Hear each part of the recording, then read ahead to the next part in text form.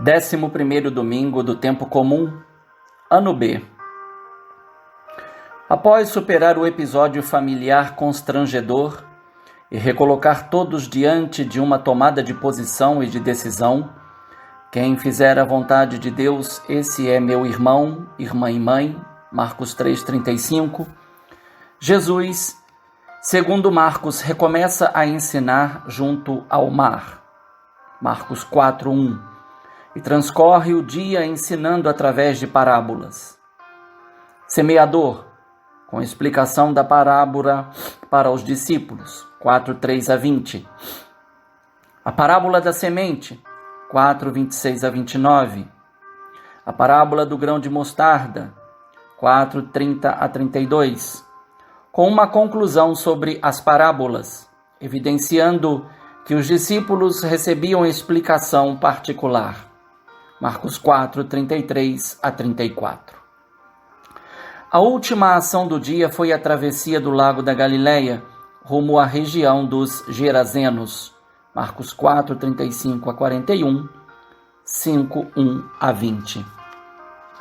Temos então o contexto das duas parábolas proclamadas neste 11º domingo do tempo comum, juntamente com a conclusão. Por meio delas, pode-se dizer que Jesus, por um lado, assume a tarefa de ensinar, demonstrando que não é apenas um exorcista. Com isso, desbanca os mestres da lei que quiseram difamá-lo com a acusação de que agia sob a insígnia de Beelzebul. Por outro lado, proporciona aos discípulos o aprendizado sobre o reino de Deus, no qual se aprende com ele a fazer a vontade de Deus. A referência à multidão não faz parte do versículo 26, mas advém de Marcos 4:1-2. Comecemos pela primeira parábola, a semente que germina por si só. Jesus quer falar sobre o reino de Deus. A comparação é elementar. É como alguém que espalha a semente na terra. Vejamos os elementos: semeador, semente, terra e tempo. Quanto às ações do semeador, espalhar a semente, dormir e acordar. Ignorância sobre como a semente germina e cresce. E a última ação, ceifar as espigas maduras. Quanto à semente, ao ser espalhada na terra, germina por si só, cresce e, graças à terra, é capaz de produzir fruto. Primeiro, porém, floresce, vira espiga e enche-se de grãos. Fica madura e, no fim, pode ser ceifada. Nota-se que seu protagonismo foi passiva no início e, no fim, é misterioso. Evoca talvez a morte, citada em João 12:24. Já a terra é o ambiente propício, no qual tudo acontece no tempo certo para semear, fazer a semente passar por todas as etapas e, no fim, chegar à colheita. A imagem usada por Jesus é completa e denota sua sensibilidade com o ambiente agrícola, que circundava os seus ouvintes, bem familiarizados com o exemplo usado. Contudo, a novidade está na comparação usada para falar do reino de Deus, que também necessita de elementos, mas, como a semente, possui em si mesmo uma força não visível aos olhos humanos, que o conduz à sua plena realização, porque a sua vitalidade é intrínseca e independente do ser humano. A força da semente evoca Gênesis 1:11-12. Os 4 elementos, semeador, semente, terra e tempo, estão debaixo do ritmo que proporciona a interação, pois cada um contribui com o seu dado específico. A ação do semeador, inicialmente identificada com Jesus, evoca a missão evangelizadora da Igreja, que espalha pelo mundo a sua boa nova.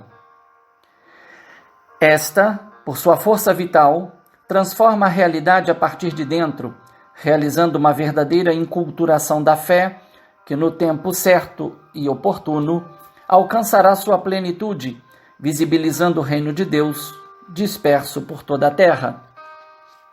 Dado relevante é que a semente, a cada semeadura, se multiplica oportunamente. A lição é simples. O ser humano não é o responsável por fazer o reino de Deus crescer, Pois um planta, outro rega, mas é Deus que faz crescer. 1 Coríntios 3,6. A nova família de Jesus precisa aprender que somos servos inúteis. Fizemos apenas o que deveríamos fazer. Lucas 17:17. Cabe ao discípulo realizar sua tarefa e confiar na presença e na ação de Deus que conduz a história rumo à sua conclusão. Evoca-se aqui a ação do homem que mete logo a foice, porque o tempo da colheita chegou. Aqui se encontra uma boa ligação com a segunda leitura, particularmente com o versículo 10. Aliás, todos nós temos de comparecer às claras perante o tribunal de Cristo, para cada um receber a devida recompensa, prêmio ou castigo do que tiver feito ao longo da sua vida temporal. Enquanto isso, é preciso aguardar com paciência, como exorta Tiago 5, 7 a 8. Do que acontece com o reino de Deus, Jesus passa a sua serventia no mundo.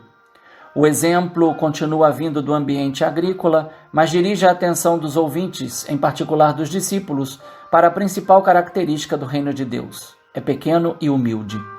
A missão que Jesus confia aos seus discípulos, sua nova família, é modesta aos olhos humanos, mas deverá crescer como um grão de mostarda e se tornar grande a ponto de superar outras plantas, mas não pode perder sua nota característica, a prática do bem na imagem usada. Os pássaros do céu podem abrigar-se à sua sombra. Paradoxal. O que era a função do templo de Jerusalém?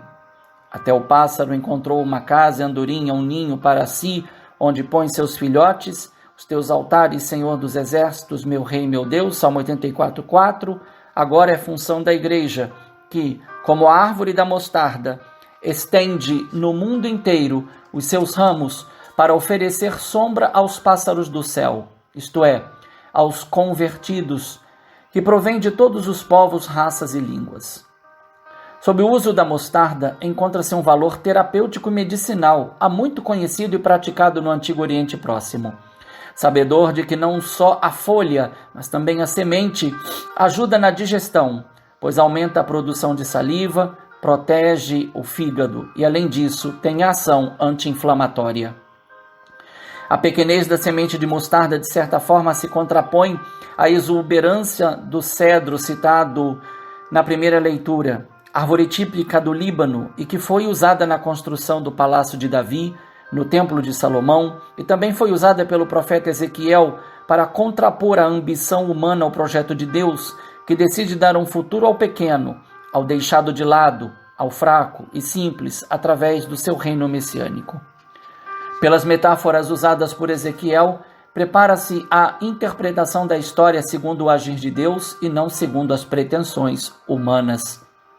O ser humano não consegue um broto do alto do cedro, mas Deus, que está acima de tudo, é quem colhe e planta no alto do monte de Israel, sinal de sua escolha pelos mais frágeis.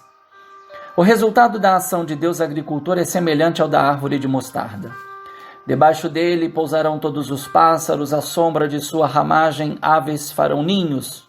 É uma metáfora para o templo de Jerusalém, que na visão profética se abre para acolher todos os povos que serão atraídos pela justiça divina, que derruba os poderosos de seus tronos e exalta os humildes. Isto foi dito com as palavras de Ezequiel, versículo 24.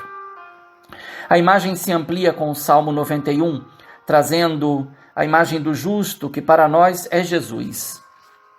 Diante da conclusão proposta por Marcos, cada um de nós reconhece as próprias fraquezas, fragilidades e incapacidades diante da palavra de Deus. Esta, contudo, se abre para nós na liturgia, momento de nossa grande intimidade com o Senhor, que nos explica tudo e nos coloca diante da decisão que realmente conta para nós no aqui e agora da nossa existência. Quem faz a vontade de Deus, esse é meu irmão, minha irmã e minha mãe. Marcos 3:35. Tal certeza nos ajuda a pensar no exemplo de João Batista, cuja natividade celebraremos no dia 24. Que a graça do Senhor, presente no nome do Batista Yohanan, encontre plena abertura e adesão em cada um de nós. Bom e santo domingo no Senhor. Um fraterno abraço. Padre Leonardo Agostini.